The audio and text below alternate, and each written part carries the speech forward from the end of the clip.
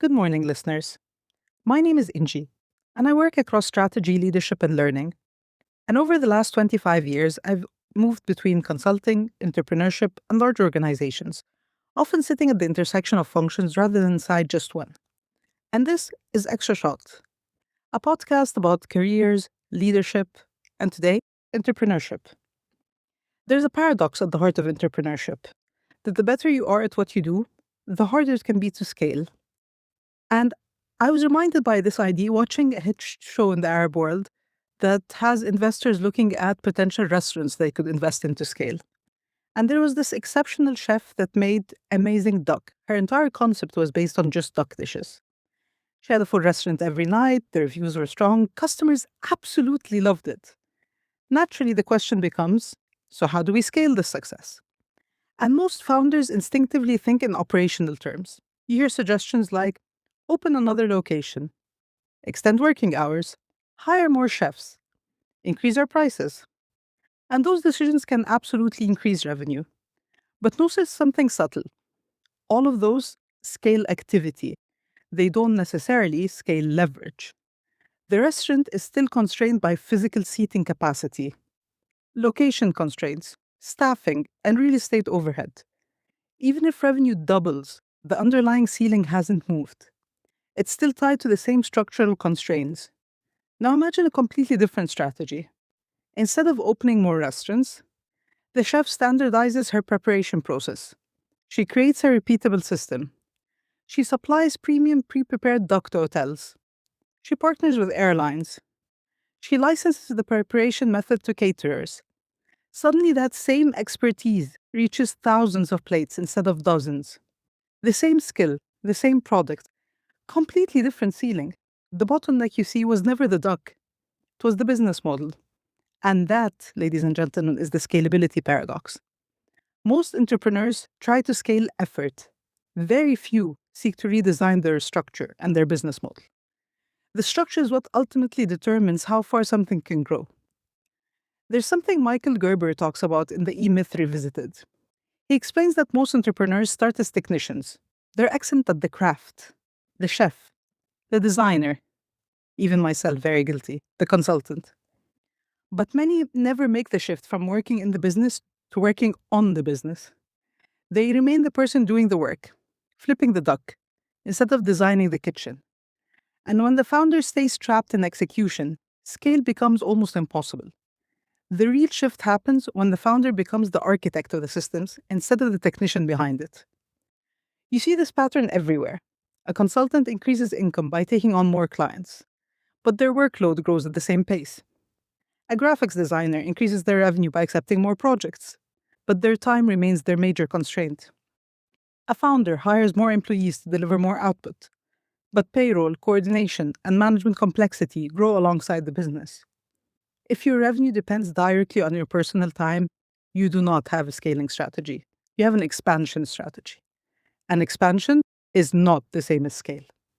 Scale means increasing output without proportionately increasing input. And that usually requires one of four things: productization, automation, licensing, or distribution leverage. So let's go back to the duck example. Opening more restaurants will increase revenue. True, but it also increases rent, staffing risk, and operational complexity. Meanwhile, supplying pre-prepared duck to hotel chains, that leverages the hotel chain distribution network. Licensing the preparation method, that leverages intellectual property. Launching a premium frozen product sold through retailers, that leverages shelf space that you do not own. It's a different game entirely. And here's where the paradox becomes uncomfortable. High performers are often the most vulnerable to this trap. Because when you're excellent at what you do, demand increases, revenue increases, validation increases, which reinforces the very structure that limits you. You become indispensable. And indispensable people don't scale. They expand their exhaustion. Jim Collins describes a related concept in his amazing book, Good to Great. He calls it the flywheel effect. Great companies don't scale by pushing harder every quarter. They build systems where small, consistent pushes create compounding momentum.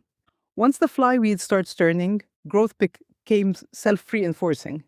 The system generates momentum, not the leader's energy.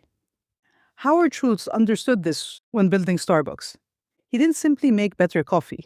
He designed a repeatable experience. Supply chain, store layouts, training systems, operational playbooks. These systems allowed one cafe to become more than 30,000. The product mattered, but the business model did the heavy lifting. Netflix is another brilliant example.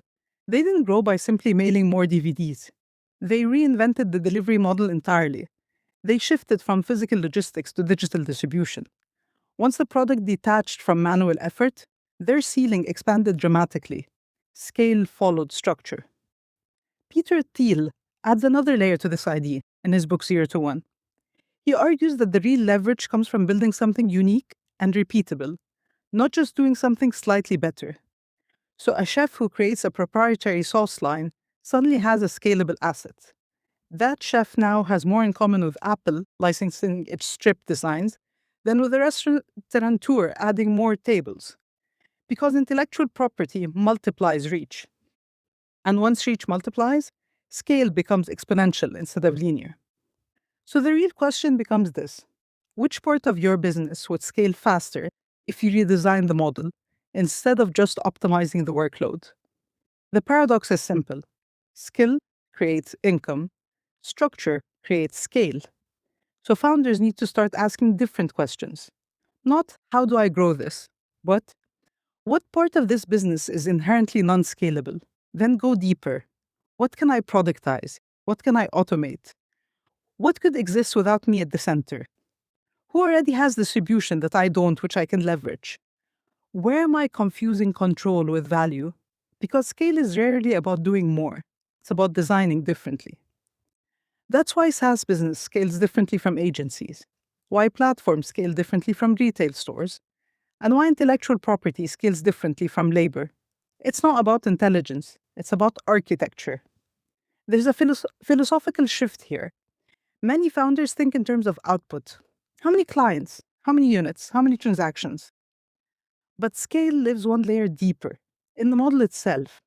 Are you a restaurant owner or a distribution architect? A consultant or a systems builder? A service provider or an IP owner? The answer determines your ceiling. So here's your extra shot for today. The move towards scale rarely begins with a dramatic pivot. It begins with a reframing. A single question that changes how you see your own business. What if the constraint isn't my effort? What if it's my business model? And that shift doesn't require overnight transformation, but it completely changes where you invest your energy. You move from optimizing operations to redesigning structure. And structure compounds far more than hustle ever will. So think about the following till we speak next. If you removed yourself from the center of your business for 12 months, what would break first? That is where your true bottleneck lives. Because in business, effort builds revenue, but structure builds scale. This has been Extra Shot. If this episode gave you something useful, an idea, a reframe, or a question to sit with, take a moment to like, share, follow, and subscribe on whichever podcast app you prefer to use for streaming. It helps getting the right conversation to the right people. And if you know a founder or an entrepreneur who's busy but not scaling, do send this their way. Because in business, architecture compounds. I'll see you next time.